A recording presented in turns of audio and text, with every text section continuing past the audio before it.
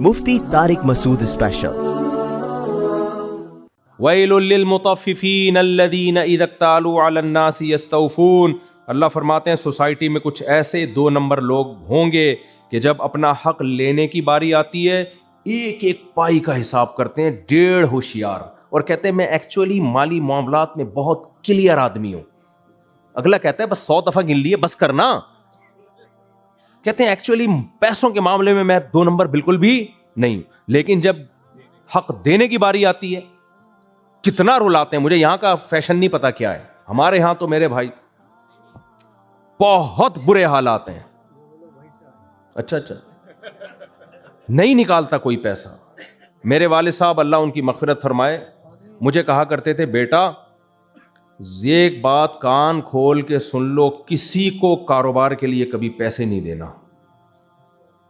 اچھا پھر پتہ ہے میری والدہ سے کہتے تھے یہ بات میں بتا رہا ہوں لیکن جب تک پیسہ ڈبویا نہ جائے کسی کو دے کے یہ بات سمجھ میں آتی نہیں ہے، چاہے میں کتنی نصیحتیں کر لوں۔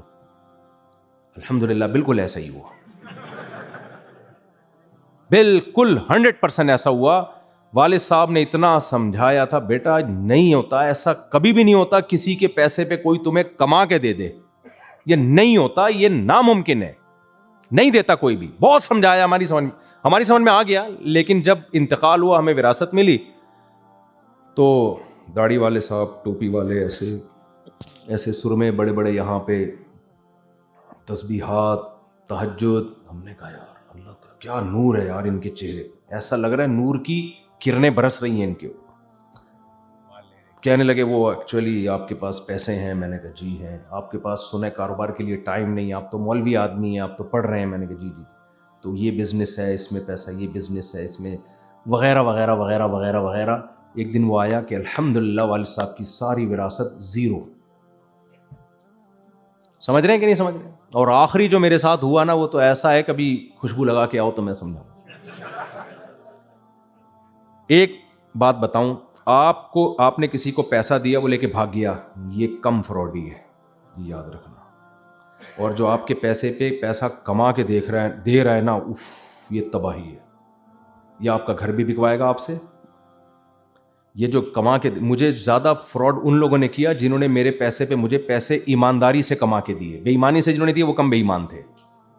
ایک شخص کو میں نے آخری جو میرا گیم کھیلا نا، میں نے ایک شخص کو میں نے دیے، وہ ڈیلی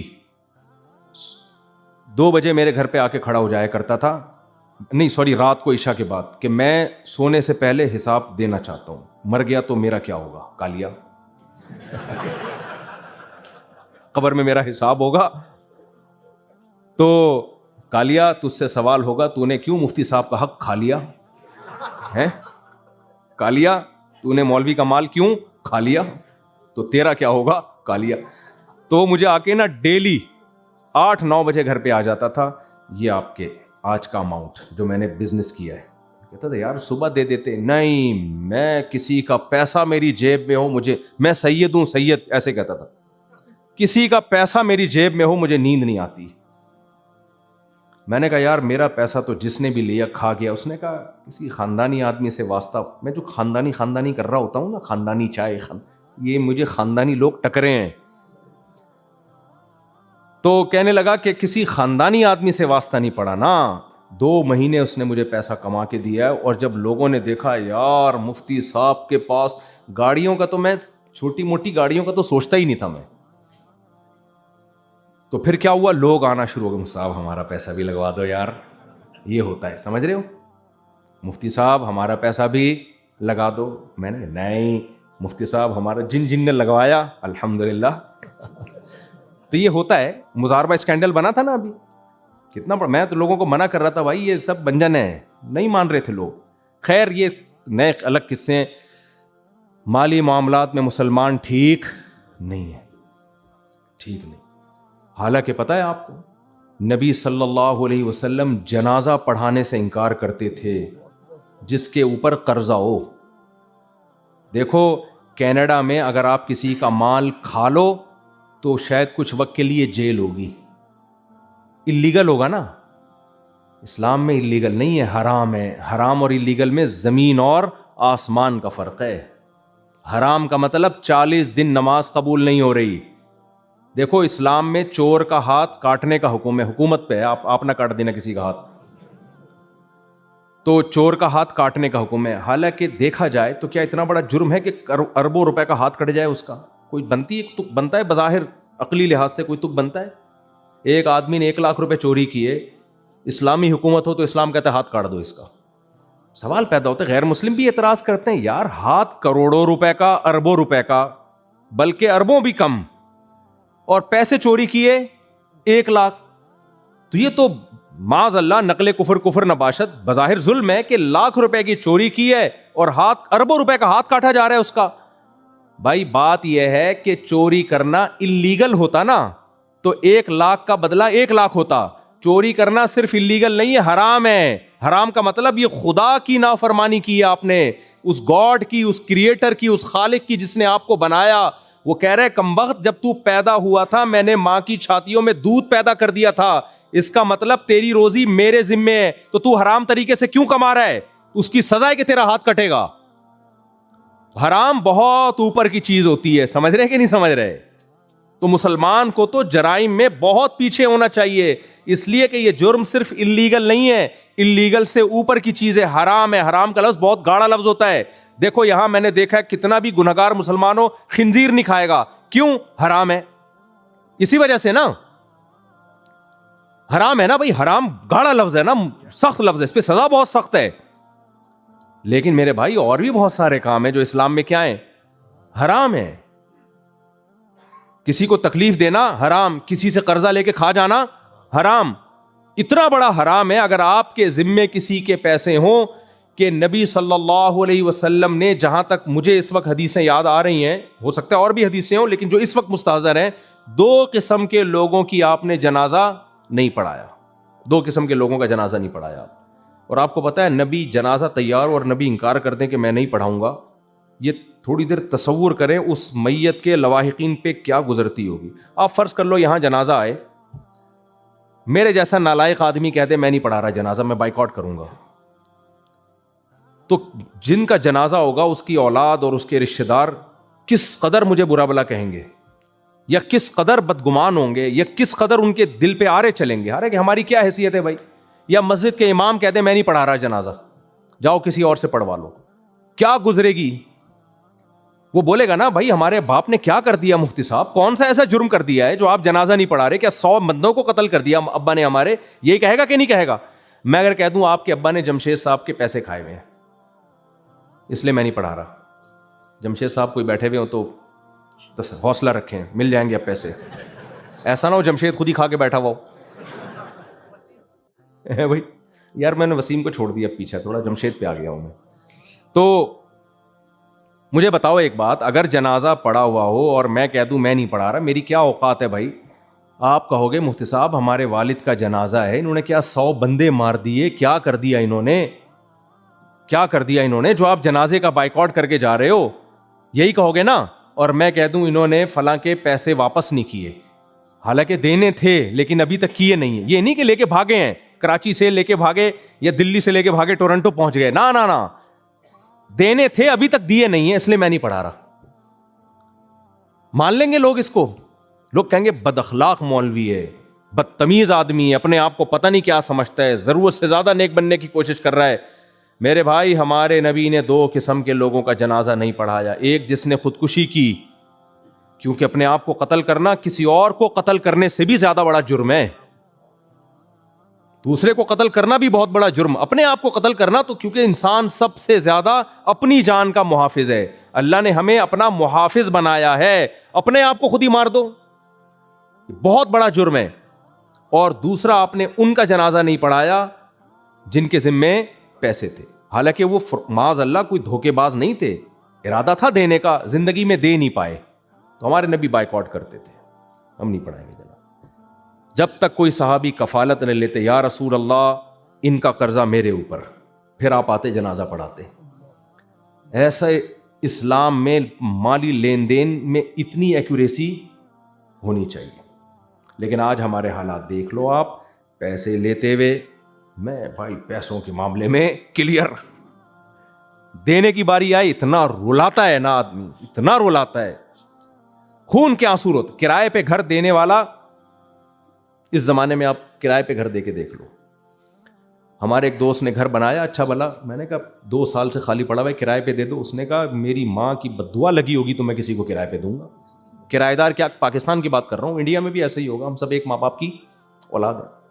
کرائے پہ آپ اس کو گھر دو, کرایہ طے ہوگا بھائی 1 تاریخ کو دے دینا, چل میں تجھے مہلت دیتا ہوں 5 تاریخ تک دے دینا. دے دیتا ہے, یاد دلاتے رہو, بیل بجاتے رہو, میسج بھیجتے رہو, پھر جا کے کہیں نکلے گا, وہ بھی یاد دلانے پہ. اس کے بعد 2 4 6 8 10 سال کے بعد جب گھر چھوڑ کے جائے گا نا, جتنا کرایہ آپ نے لیا ہوگا اس سے ڈبل اس کی ریپیئرنگ پہ لگے گا.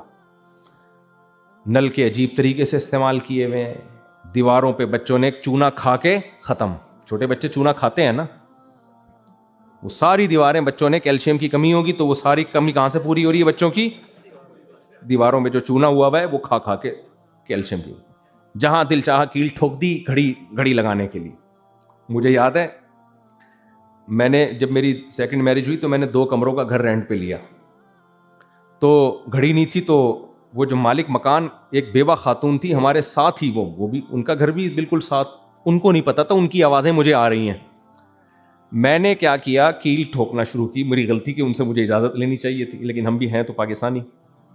تو میں نے کیل ٹھوکی تو آواز آئی. اچھا میرا احترام بہت کرتی تھیں مفتی صاحب ایسے نا, لیکن جب آپ کو پتہ ہے جب مفتی صاحب موجود نہ ہوں پھر پتہ چلتا ہے کہ کتنا احترام ہے.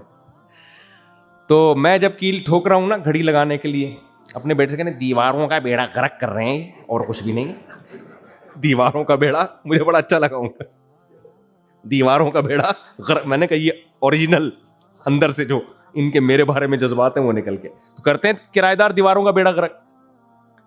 او بھائی نبی صلی اللہ علیہ وسلم جنازہ نہیں پڑھا رہے, آپ کے پاس کسی کا گھر ہے, یہ امانت ہے, اور امانت میں دیکھو ہمارے نبی صلی اللہ علیہ وسلم نے جب نبوت کا اعلان کیا تو نبوت کے اعلان میں آپ نے اپنے آپ کو نبی ثابت کرنے کے لیے دلیل دینی تھی نا آپ نے کہ میں نبی ہوں. لوگ کہتے ہیں نا بھائی کیا دلیل ہے آپ کے پاس کہ آپ نبی ہیں, تو ہمارے نبی کے پاس 2 چیزیں تھیں, ایک عبادت غار حرا کی, اور دوسرا اپنا کیریکٹر صادق اور امین, جو پاکستان کے وزیر اعظم کے لیے شرط ہے کہ صادق بھی ہو, صدر کے لیے بھی شرط ہے. نہیں ایسی حضرت, پاکستان کا صدر صادق اور امین ہے. بعد میں ہنسوں گا تسلی سے کیلے میں بیٹھ کے. خیر, تو صداقت اور امانت الحمدللہ. خیر سیاست میں نہیں جاتا, تو سارے ملکوں کے کیا بولوں میں, زیادہ میں جاؤں پھر وہ ٹاپک چینج ہو جاتا ہے میرا, پھر لڑکے پریشان ہوتے ہیں ہمارے ایڈیٹر کے, یار یہ نکالو وغیرہ. سافٹ ویئر بھی اپڈیٹ ہوتے ہیں, آپ کو پتہ ہے نا, اپڈیٹ ہوتے ہیں, سب کچھ ہوتا ہے. ابھی تو میں مذاق میں کہہ رہا ہوں, مجھے سچی مچی میں کہنا پڑے گا صدر صاحب صادق اور امین ہے. پھر آپ بولو گے یار یہ صاحب کو ابو سن تو چلو مذاق تو برداشت ہو گیا تھا, یہ کیا ہو گیا. خیر ہم سب ایسے ہی ہیں بھائی, کسی کو ہم کیا برا کہیں. ہمارے حضرت فرمایا کرتے تھے کہ ہم فرعون کو برا بلا کہتے ہیں اس لیے کہ ہمارے پاس اس جیسے اختیارات نہیں ہیں. اگر آ گئے تو میرا خیال ہے ہم میں سے کوئی بھی فرعون سے کم نہیں ہوگا. تو نبی صلی اللہ علیہ وسلم نے اپنے آپ کو نبی ثابت کرنے کے لیے آپ کے پاس 2 چیزیں تھیں, ایک غار حرا کی عبادت, سب نے پڑھا ہے نا, آپ نبوت سے پہلے بھی غار حرا میں عبادت کیا کرتے تھے. دوسرا آپ کا کیریکٹر میں 2 چیزیں آتی ہیں, زبان سے کبھی جھوٹ نہیں نکلا, امانت میں کبھی خیانت نہیں. کسی نے آپ پہ ٹرسٹ کیا ہو, آپ نے اس کے ٹرسٹ کو کبھی ٹھیس نہیں پہنچائی. لوگ لاکھوں کروڑوں روپے کی امانتیں رکھ کے جایا کرتے تھے آپ کے پاس کہ ضائع نہیں ہوں گی. جب نبی نے نبوت کا دعویٰ کیا ہے نا, تو دعوے میں آپ 2 چیزیں پیش کر سکتے تھے نا, عبادت بھی اور اپنا کیریکٹر بھی. آپ نے عبادت پیش نہیں کی ہے. کیا لوگوں میں اللہ کا سچا نبی ہوں, یقین نہ آئے تو دیکھو میں غار حرا میں عبادت کرتا ہوں. نا آپ نے اپنے کیریکٹر کو پہلے پیش کیا ہے کہ 40 سال میں میری زبان سے کبھی جھوٹ سنا تم نے؟ نہ. کبھی امانت میں خیانت کی ہے؟ جب ہرقل بادشاہ کے سامنے ہوا یہ تھا کہ ابو سفیان اس وقت تک مسلمان نہیں ہوئے تھے, بس میں بات کو سمیٹ کے ختم کر رہا ہوں. ابو سفیان جنہوں نے اسلام قبول نہیں کیا تھا, بعد میں مسلمان ہوئے, اسلام کے بڑے دشمن تھے, یہ ہرقل بادشاہ نے ان کو بلایا.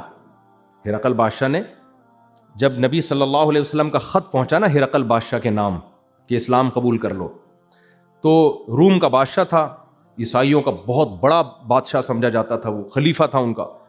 تو اس نے نبی کے بارے میں تحقیق کرنے کے لیے بلایا ابو سفیان کو.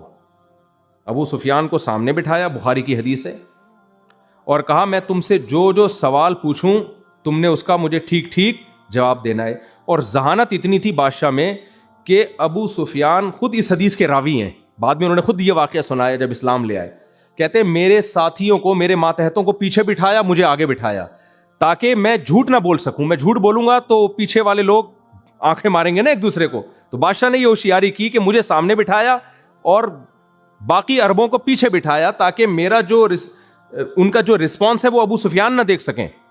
پھر نبی کے بارے میں پوچھا کہ کیا انہوں نے زندگی میں کبھی جھوٹ بولا ہے؟ تو انہوں نے کہا نہیں. ابو سفیان کہتے ہیں میں نے کہا نہیں. اور ابو سفیان کہتے ہیں میرا دل چاہتا تھا کہ میں جھوٹ بولوں, لیکن مجھے خیال ہوا کہ اگر میں نے جھوٹ بول دیا نا یہاں تو عرب کہیں گے کہ عرب کا سردار ہو کے جھوٹ بولتا ہے, حالانکہ مشرک تھا وہ.